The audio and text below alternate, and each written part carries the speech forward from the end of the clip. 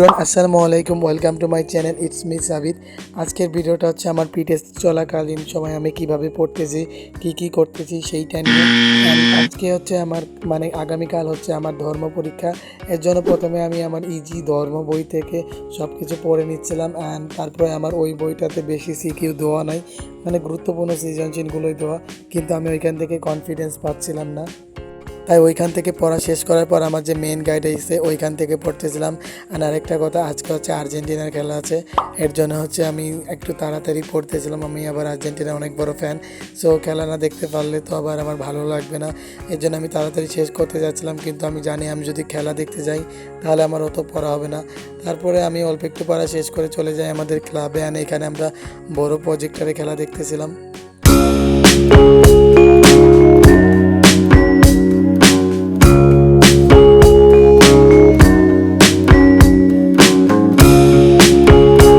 খেলা দেখে আসার পর আমার প্রচুর ঘুম পাচ্ছিল। আমি এখনই ঘুমাই যাব। ভিডিওটা ভালো লাগলে চ্যানেলটা সাবস্ক্রাইব করো।